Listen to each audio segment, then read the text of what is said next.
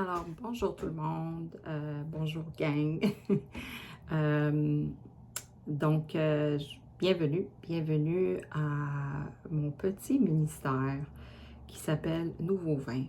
Et pourquoi le nouveau vin? En fait, Jésus, c'est le nouveau vin. Dans la parole de Dieu, il est vraiment venu dans son ministère qui a approximativement duré 3 ans et demi. Il est venu avec quelque chose de nouveau. Quelque chose de nouveau que auparavant euh, les croyants n'avaient pas vu. Hein? Le Fils de Dieu fait chair, est venu sur la terre. Il est venu ici pour changer beaucoup de choses et surtout pour qu'on puisse, à travers lui, hériter la vie éternelle, hériter le pardon de nos péchés et surtout euh, vivre en abondance. Hein? Pas juste attendre à que l'éternité vienne à nos vies. On peut, dans ce monde, vivre en abondance. C'est ce que Jésus nous promet dans sa parole. Alors, tout est comme nous faisons partie du royaume de Dieu. Alors, tous ceux qui, dans son libre choix, parce que Dieu nous a créés avec le libre choix, de soit lui ouvrir la porte de notre cœur ou de juste pas lui ouvrir la porte de notre cœur et continuer notre vie telle comme elle est ou telle comme elle était. Et donc, dans le royaume de Dieu, ben, il y a des différents niveaux d'onction, il y a des différents niveaux d'autorité. On ne va pas trop rentrer en matière de ça parce qu'il y a beaucoup de contenu, mais je vais essayer de faire un peu un survol et puis essayer de vous faire comprendre un tout petit peu comment nous, on peut appliquer, comment est-ce que Jésus nous demande que c'est important qu'on applique notre autorité parce qu'il nous l'a donné gratuitement. Alors, dans Éphésiens 6,12, je vous invite à y aller. La Bible nous dit qu'en effet, ce n'est pas contre l'homme que nous avons à lutter, mais contre les autorités, contre les souverains de ce monde de ténèbres et contre les esprits de mal dans les cieux célestes. Donc, comme on peut voir ici, on a dit que dans le royaume de Dieu, il y a des différents niveaux d'onction et d'autorité, mais dans le royaume des ténèbres aussi. Alors, quand on dit dans le royaume des ténèbres, on ne parle pas vraiment de l'onction parce que l'onction, c'est le pouvoir de Dieu, puis ça lui appartient à lui seul. Mais le Satan aussi a une puissance, un pouvoir, mais son pouvoir est limité et puis nous connaissons tous la fin, ceux qui connaissent la Bible, que c'est Christ qui obtient la victoire. Donc, pour parler de l'autorité, c'est qu'on voit ici que dans les ténèbres, ben, il y a des autorités contre les souverains de ce monde, des esprits du mal dans les lieux célestes. Donc, il y a des différents niveaux d'autorité. Il y a plus fort, moyen et plus bas. Paul, lui, c'était vraiment un grand exemple. Paul, il avait un niveau d'autorité très, très haut. Puis, une des raisons pourquoi Dieu lui avait donné ce niveau d'autorité-là vraiment puissant, vraiment haut. Puis, en passant, l'onction, c'est le pouvoir de Dieu. Puis, le pouvoir de Dieu passe à travers un vaisseau. Hein? Donc, à cette époque-là, excusez-moi, Paul, c'était un vaisseau de Dieu. Et puis, il avait reçu un haut niveau d'autorité. Puis, le niveau d'autorité, c'était vraiment pour chasser des démons, délivrer des personnes, guérir des personnes. Et puis, aussi un haut niveau d'onction, parce que le pouvoir de Dieu passait à travers lui. Puis, une des raisons pourquoi est-ce que Dieu lui avait donné ce haut niveau d'onction-là, c'était parce que c'était pour équiper le corps de Christ. On voit dans la Bible que environ 40% du Nouveau Testament, ça a été écrit par Paul. Alors, le but de Dieu à travers Paul, c'était d'équiper l'Église. Et puis que Paul, pendant le temps qu'il était sur la terre, puis qu'il faisait son ministère, ben, il relâchait aussi l'onction. Alors, Dieu Au niveau de l'onction, le tout premier qui a reçu cela, bien là, il y a eu Abraham, bien sûr, mais parlons de Moïse. Moi, j'aime bien Moïse, son exemple, parce que Moïse n'a pas reçu l'onction par un autre vaisseau. Il a reçu l'onction lorsqu'il est allé à la rencontre de Dieu et où est-ce qu'il y avait le buisson ardent. Et puis à ce moment-là, il a pu parler avec Dieu et Dieu a pu déverser son onction sur Moïse. Par la suite, cette onction-là a passé à Josué. Hein? Alors, bref, là, c'est là qu'on voit que ça se passe d'une personne à l'autre, mais l'onction n'est pas donnée de la même façon comme elle est donnée aujourd'hui. Et tout débute depuis l'Église primitive, les actes. Hein? Lorsque les apôtres ont été réunis tous ensemble dans la Pentecôte pour pouvoir recevoir le baptême du Saint-Esprit et l'onction de Dieu pour par la suite aller faire des disciples. Et eux qui avaient l'onction pouvaient à ce moment-là déverser l'onction sur d'autres vaisseaux qui voulaient recevoir l'onction. Donc, il faut vouloir le recevoir, il y a le libre choix, mais il y a aussi un plus gros contenu sur recevoir l'onction, mais à un autre moment, on verra ça ensemble. Donc, j'aimerais qu'on regarde ici dans Luc 17 à 19. Donc, je vais le chercher rapidement. Luc 17. Luc 10. Luc 10, de 17 à 19. Alors, je vais lire ici que la Bible dit « Les 70 revinrent tout joyeux et dirent « Seigneur, même les démons nous sont soumis en ton nom. » Jésus leur dit, « Je regardais Satan tomber du ciel comme un éclair. Voici, je vous ai donné le pouvoir de marcher sur les serpents et les scorpions et sur toute puissance de l'ennemi, et rien ne pourra vous nuire. Cependant, Jésus leur dit, ne vous réjouissez pas de ce que les esprits vous sont soumis, mais réjouissez-vous de ce que vos noms sont inscrits dans le ciel. » Fait que si on regarde bien, on voit ici que les 70 que Jésus leur avait donné, hein, il avait relâché de l'onction sur eux, puis ils sont allés chasser des démons, mais ils sont revenus heureux parce qu'ils ont vu à quel point que la puissance de son nom était tellement puissant ça chassait des démons. Il n'y avait pas un démon qui pouvait résister le nom de Jésus, l'onction de Jésus. Et puis, à ce moment-là, Jésus leur dit clairement, il dit voici, je vous ai donné. Je vous ai donné. Alors, je veux vraiment faire de l'emphase sur « je vous ai donné » ici.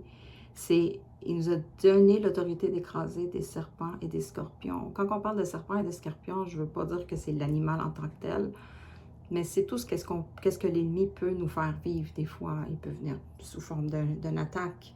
Ça peut être par un rêve, ça peut être par une pensée mauvaise, ça peut être à travers la bouche de quelqu'un d'autre qui vient nous faire du mal, une persécution. Il y a plusieurs niveaux d'attaque. Donc, qu'est-ce que Jésus nous fait comprendre? C'est que je vous ai donné l'autorité. Ça veut dire que premièrement, l'autorité, elle est à nous de l'appliquer sur nos vies en premier. On doit être capable de l'appliquer sur nos vies avant de vouloir l'appliquer sur d'autres personnes. Avant, il faut l'appliquer sur nous.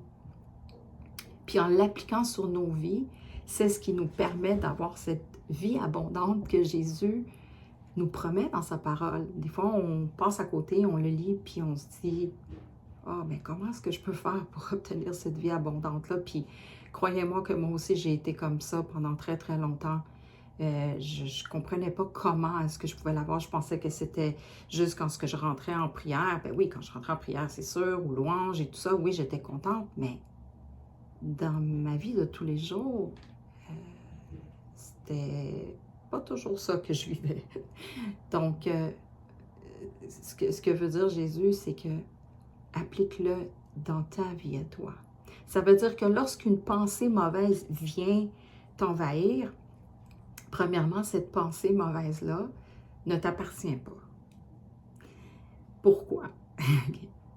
C'est que on est constitué, la façon comment Dieu nous a créés, il nous a créé un être en version Trinité. Pareil comme lui, il est un Dieu de Trinité, qui est Dieu le Père, le Fils et le Saint-Esprit. Alors nous, Dieu nous a donné un corps, Dieu nous a donné une âme et Dieu nous a donné un esprit.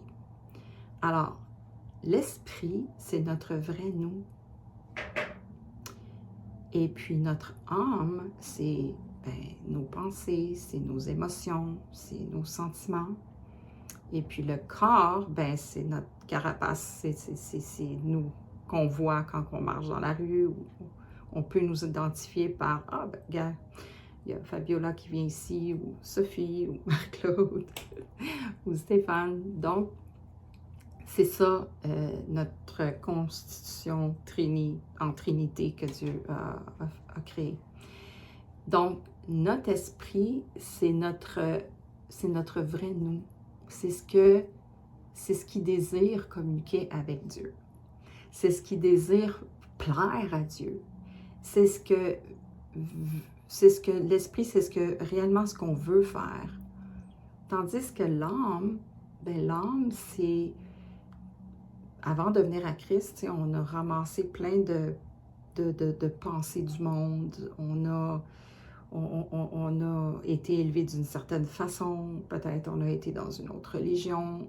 Fait que toutes ces choses-là, moi j'appelle ça comme un gros sac de poubelle. Puis donc, là, ce qui arrive, c'est que il y a comme un genre de débat qui se forme entre le sac de poubelle puis ton esprit qui est ton vrai toi.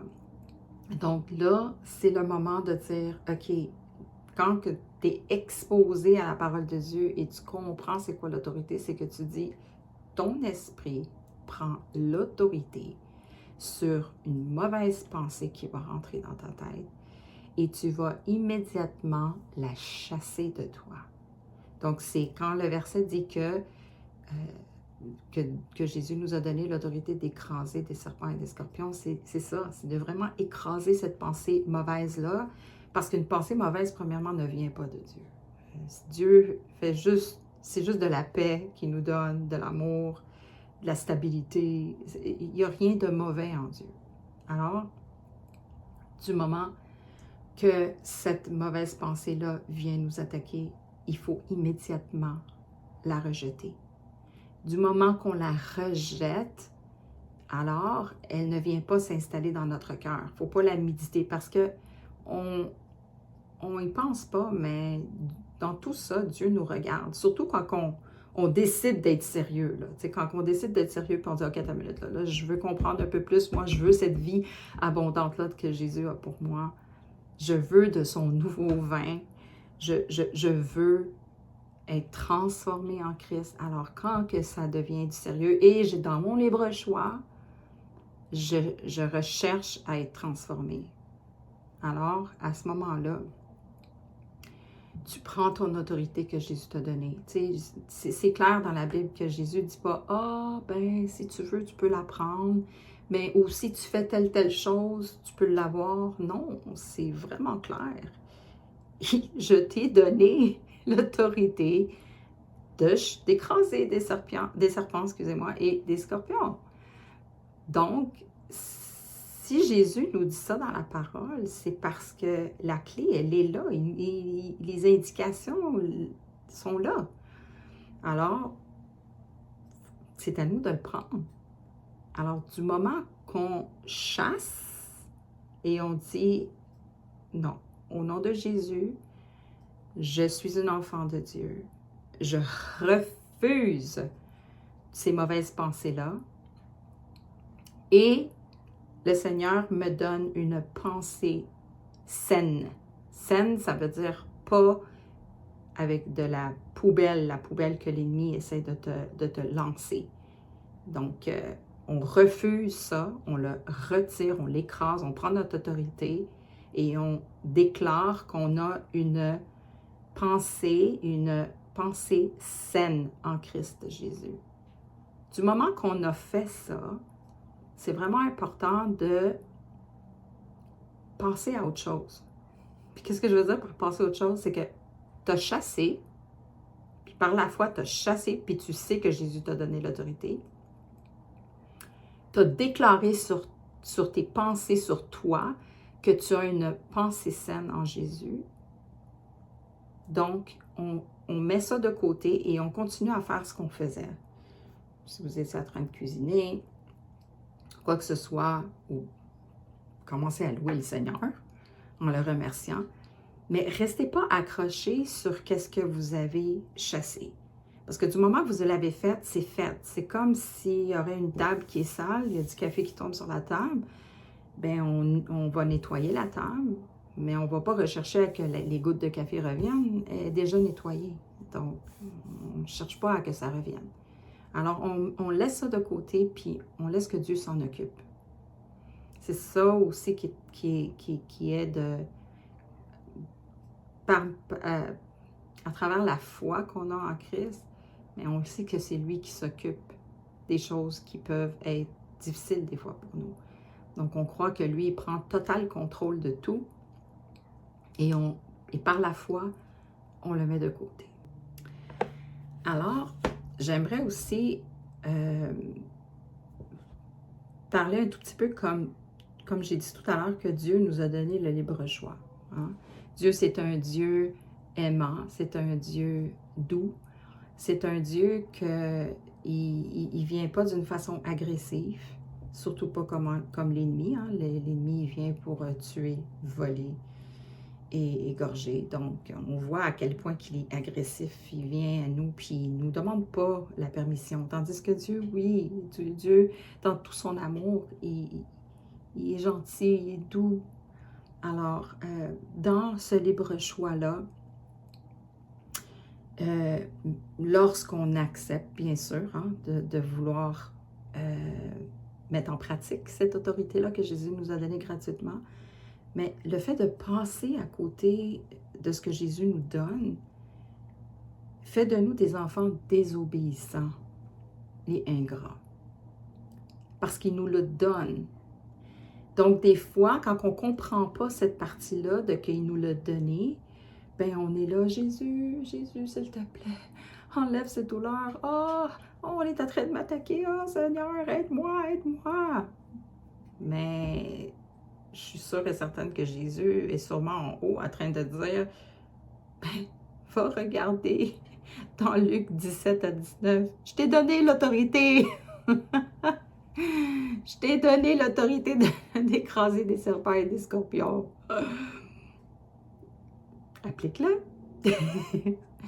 Sois obéissante.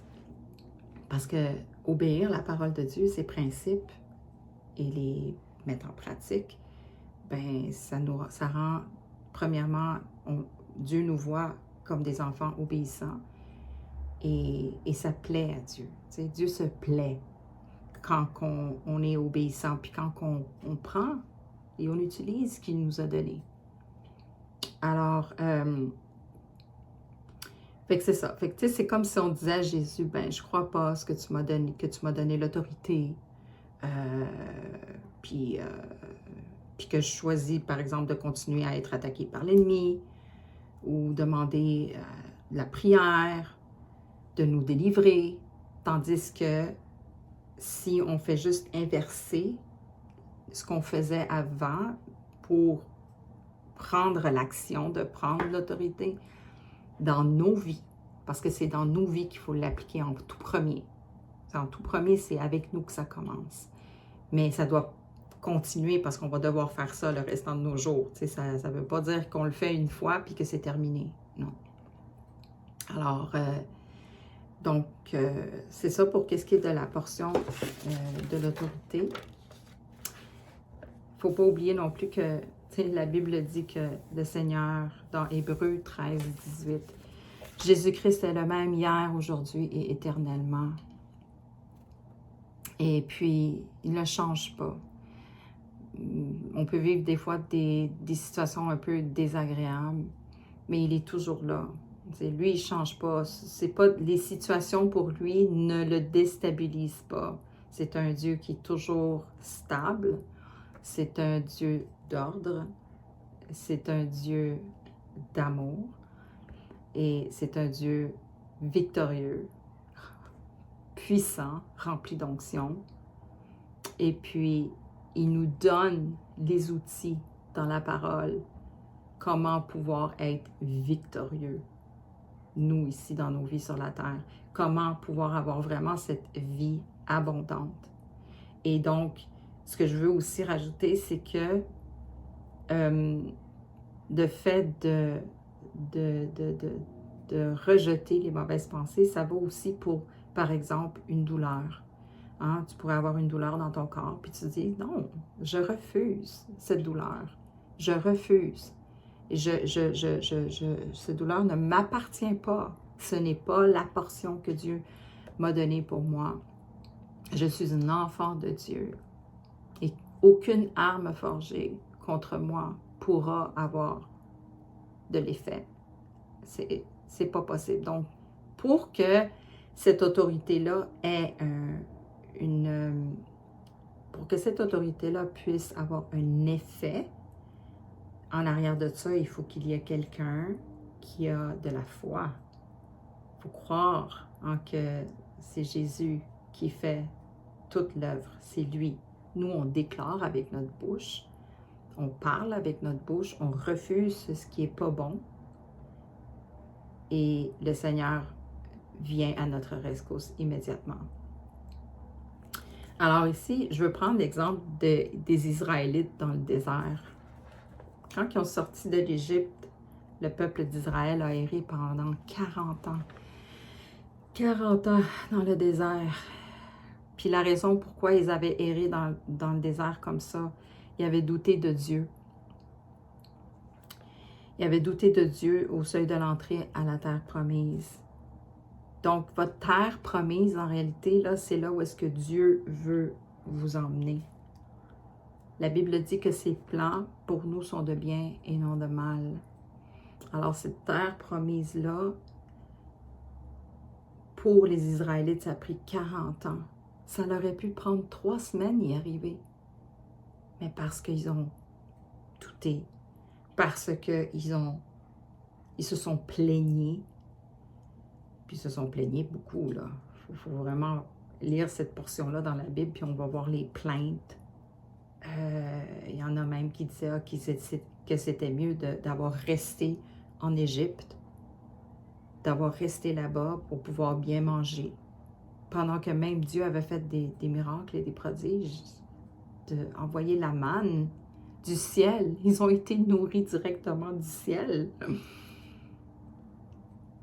Seigneur a fait des prodiges et des miracles pour eux, et malgré tout ça, ils ont choisi de se plaindre, de douter, de se détourner de Dieu, de se faire eux-mêmes des faux dieux, de l'idolâtrie.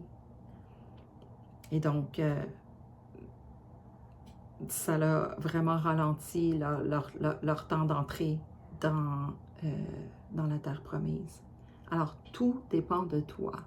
Toi, veux-tu arriver dans la terre promise rapidement? Moi, oui. Moi, oui, je veux y aller rapidement. Je veux pas aller je veux vraiment pas faire la même erreur que les Israélites ont faite. Puis je vais vous dire de quoi que dans mes débuts, c'est sûr que dans mes débuts de croyante, quand je suis venue à Christ, c'est sûr qu'il y a une période qu'on est bébé chrétien, une période où est-ce qu'on commence à comprendre c'est quoi la parole, on l'étudie, on l'apprend. Bon, c'est pas vraiment là. Mais il y a un certain moment où est-ce que Dieu, tout dépend comment est-ce qu'il va traiter, parce qu'on est tous individuellement différents, puis ce que je veux dire avec ça, c'est que Dieu a des propos différents, puis pas tous peuvent passer à travers les mêmes situations que d'autres, donc Dieu sait comment œuvrer à travers de chacun de nous. Quelques-uns n'ont pas eu besoin de passer trop par d'un gros désert de transformation, d'autres oui, d'autres c'était une emprise démoniaque qui a fait qu'une libération est venue à eux par imposition de main à l'Église, puis Dieu est rentré dans leur vie. Donc, tout le monde a un cheminement différent avec le Seigneur. Alors, mais tous, on a tous une terre promise que Dieu nous promet. Alors, tout dépend de toi dans ton libre choix. Est-ce qu'aujourd'hui, tu te décides et tu dis, je prends mon sérieux. Je prends du sérieux. C'est plus le temps de errer dans le désert. C'est plus le temps de douter. C'est plus le temps de me plaindre. La plainte, premièrement, ça retarde tout. Se plaindre, c'est dire à Dieu, « Ah, tu fais pas les choses correctement, c'est pas bon. » C'est radicalement ça. C'est comme si on est en train de lui dire à Dieu, « Non, j'ai envie de me plaindre, puis ça c'est vraiment charnel. Hein. C'est vraiment plus du côté spirituel, c'est charnel, puis ça t'emmène absolument à rien. Parce que quand on se plaint, on parle. La Bible dit que on a avec la parole, quand on parle, on a le pouvoir de maudire ou de donner vie. Alors, quand on se plaint, c'est comme si on serait en train de maudire. Alors, rien de bon peut venir à travers une plainte. Mais quand on parle des paroles de vie, et par exemple, on choisit de dire, « Oh, regarde, c'est une journée un peu difficile, mais ça va bien, le Seigneur est avec moi, puis le Seigneur va m'aider, va me fortifier. » Un verset que j'aime beaucoup, beaucoup, beaucoup qui dit, « Je le peux tout par celui qui me fortifie. » Alors, c'est lui qui va m'aider à passer à travers ce désert-là. Il va m'emmener directement à la terre promise. Donc, ça, c'est une des façons comment on prend son autorité que Dieu nous a donnée. Hein? Jésus nous a donné cette autorité-là.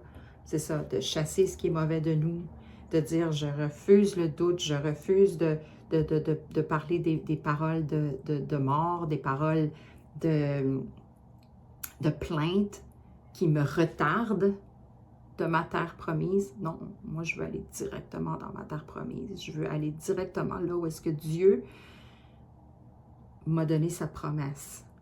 Et pendant ce temps-là que je marche vers ma terre promise accélérée, parce qu'on a pris la conscience, on a pris aussi, on est en obéissance, hein, et on embrasse les prescriptions et la parole de Dieu, et on se tient fermement à elle. Et par la foi, la Bible dit aussi que la Bible nous donne le vouloir et le faire. Alors, quand dans notre libre choix, on prend c'est ça, on fait le premier pas de vouloir prendre notre autorité, bien, immédiatement, ce vouloir et le faire, l'Esprit Saint nous le donne. Et ça nous donne une force de continuer et de vouloir atteindre cette terre promise-là que le Seigneur nous donne. Alors, je vous invite à renouveler vos pensées. Du moment qu'une pensée vient à vous, vous êtes capable de la détecter si elle est bonne ou mauvaise. Si elle est bonne, elle donne de la paix. Si elle est bonne, elle donne de la joie. Et tout ce qui est bon vient de notre Père Céleste. Tout ce qui est contraire à bon, qui est mal, mauvais, déstabilisant, anxiété, dépression, attaque de panique, peur. Ce sont toutes des choses que l'ennemi vient nous lancer. Et c'est à nous de prendre cette autorité-là et de repousser repousser. Donc, pas rester là, qu'est-ce que je fais? Du moment qu'on reçoit la parole, du moment qu'on reçoit l'enseignement et qu'on a été exposé à, une étude comme celle-ci, on devient responsable. On ne peut pas dire qu'on ne le sait pas. On le sait. Alors, du moment qu'on devient responsable, ben, dans notre conscience, si on ne le fait pas, notre esprit, notre vrai nous va se sentir un peu mal. Et ça, c'est le Saint-Esprit aussi qui travaille là-dedans. Donc, on renouvelle nos pensées. On chasse ce qui n'est pas de Dieu. On chasse qu'est-ce que l'ennemi nous lance. On refuse le mal de l'ennemi. On le refuse. C'est pas à nous, c'est pas notre portion, c'est pas ce que Dieu veut que nous, on aille. C'est pas ce que Dieu veut que nous, on ait à vivre. Alors, la clé, elle est simple, elle est facile. C'est prendre ton autorité. Je sais que je fais beaucoup d'emphase, puis je me répète beaucoup là-dessus, mais des fois, les êtres humains, on a comme besoin de se faire répéter des choses. Puis, j'en suis une, tu sais. Des fois aussi, j'ai besoin que ting, ting, ting, on se fasse répéter, mais on a besoin de ça. Puis donc, et la raison pourquoi je le fais de cette façon-ci, en parlant juste d'autorité, puis comment chasser tout de suite, puis avoir comme une genre de poubelle là, invisible, bien sûr. Puis du moment qu'une pensée qui rentre, la filtrer tout de suite. Dire, OK, où est-ce qu'elle va, elle? Poubelle, elle n'est pas bonne. Elle m'apporte du calme, elle m'apporte du bien, elle est en lien avec la parole de Dieu, elle est bonne, elle vient de Dieu, amen, je la prends pour moi. Mais si on peut prendre cette habitude-là à tous les jours, apparemment, ils disent que ça prend, je suis peut-être en erreur, là, mais environ comme 27 jours pour qu'une bonne habitude s'installe en nous. Alors, c'est pas beaucoup en réalité. Mais si on commence ça à partir d'aujourd'hui, on va porter fruit parce que dans 27 jours, on va voir une grosse différence de quand on ne le faisait pas. Alors, à ce moment-là, ben, on est victorieux, on est dans l'abondance que Jésus nous promet et puis on est heureux. On n'a pas cette lourdeur-là que l'ennemi veut à tout prix nous lancer. On n'a pas besoin de ça. Alors Dieu nous promet d'accomplir sa volonté à travers sa parole. Mais notre ennemi Satan ne veut pas. Ne veut pas que tu crois. Il sème le doute et ne veut pas que les promesses de Dieu s'accomplissent dans ta vie. Alors lui, son travail avec toute sa rangée de démons, comme on a parlé tout à l'heure dans Éphésiens, qu'il y a des rangées de démons plus puissants, il y en a qui sont médiocres et plus petits, mais les tous font un effet et un ravage terrible dans nos vies lorsque on ne les rejette pas et on ne prend pas notre autorité. Donc, on doit apprendre à fermer des portes. Alors, on ferme la porte immédiatement. On ne laisse pas que cette chose qui vient à nous d'une façon agressante, vraiment, je dirais terrible, il ne faut pas la méditer. Il ne faut pas y penser, parce que du moment qu'on la médite trop, ce qu'elle fait, c'est qu'elle vient s'installer dans notre cœur. Puis du moment qu'elle est dans notre cœur, bien à ce moment-là, elle va ressortir d'une façon ou d'une autre. Ça peut être par un geste, ça peut être par exemple, une pensée d'une personne que tu connais ou que tu as croisée à quelque part, mais que cette pensée-là est venue à elle comme une façon comme pour la critiquer ou pour avoir un peu de haine envers elle. Mais si tu commences à méditer ça, ça va directement aller dans ton cœur, ça va venir corrompre ton cœur. Et puis, qu'est-ce qui va sortir de ton cœur? Ça va être de la haine. Peut-être un jour même, tu vas la croiser. Et puis, si elle fait quelque chose que tu n'aimes pas, ben, tu pourrais même l'insulter ou dire des mauvaises paroles. Pourquoi? Parce que tu l'as médité, tu as laissé ça s'ancrer dans ton cœur. Puis, c'est ça, c'est comme si tu as ouvert la porte. Tu as ouvert la porte d'une brèche ouverte. Ça a rentré. Puis ce que ça fait, ça crée de la haine, de l'amertume, ou peu importe quel esprit mauvais. Mais on n'est pas censé d'avoir ça à l'intérieur de nous. On est censé de immédiatement, dès que ça vient dans le ici, chasser immédiatement. Immédiatement. Il ne faut pas attendre. Il faut le faire immédiatement. Il faut vraiment être intentionnel. Il faut vraiment être intentionnel et être sérieux dans ceci. Soyons pas charnels. Selon les lois et les principes du monde spirituel, nous n'avancerons pas en Dieu si nous restons dans l'emprise de Satan. Alors, encore une fois, les lois et les principes, ben, c'est ça. Un des principes que Dieu nous donne, ben, c'est ça, c'est l'autorité, hein, de chasser ce qui n'est pas de lui, le chasser.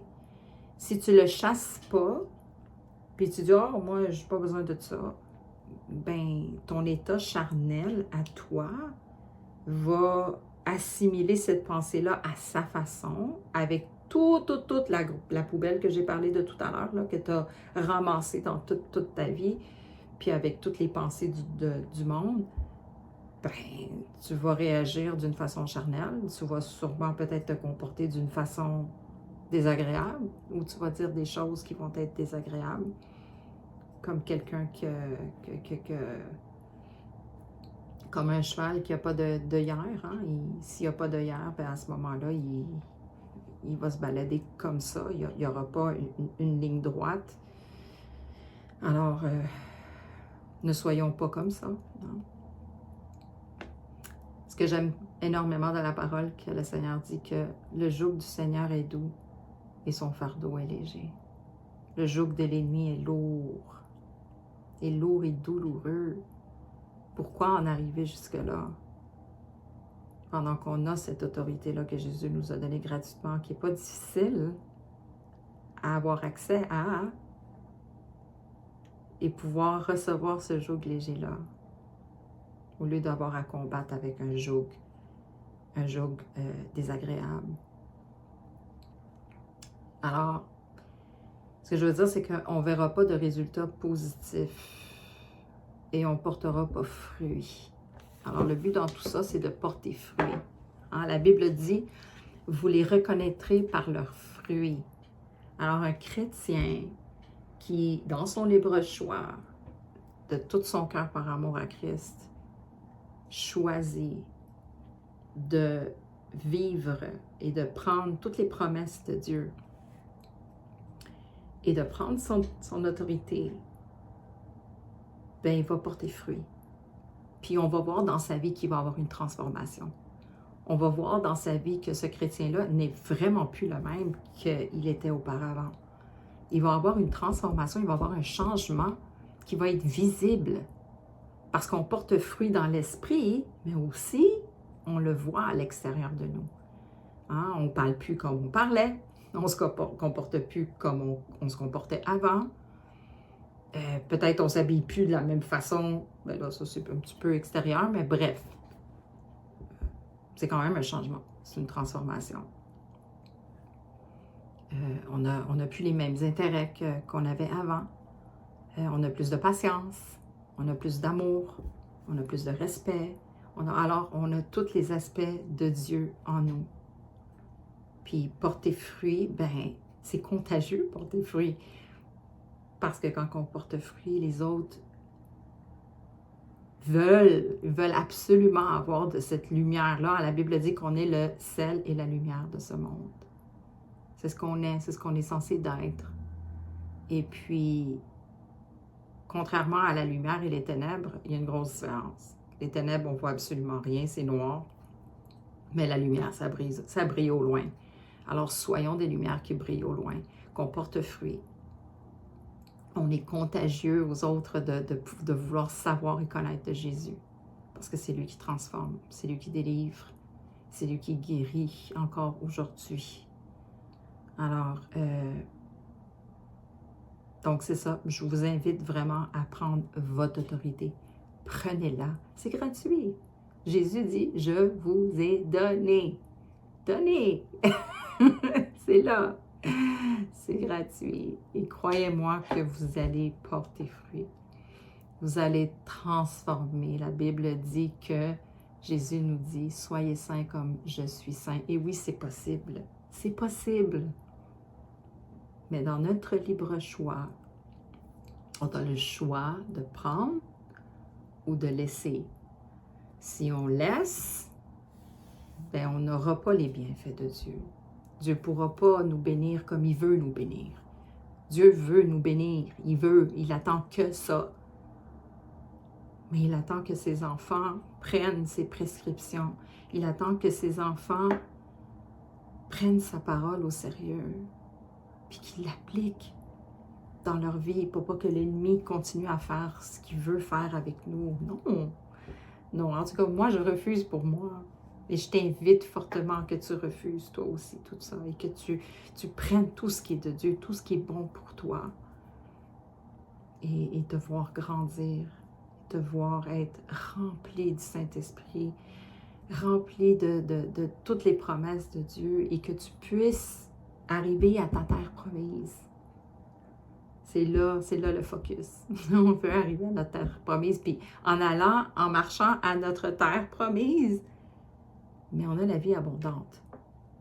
Même si on est dans un monde chaotique, la vie abondante, elle est là, elle est accessible à tous ceux qui le veulent. Alors, gang, je vous aime énormément. J'espère que mon premier petit vidéo vous a béni énormément et que le Seigneur vous donne et déverse cette grâce, sa grâce à lui, pour que vous puissiez vraiment vous lever et dire, c'est assez, c'est aujourd'hui que je prends mon autorité que Jésus m'a donnée gratuitement. Alors, prenez votre autorité, gang. Je vous aime, soyez bénis.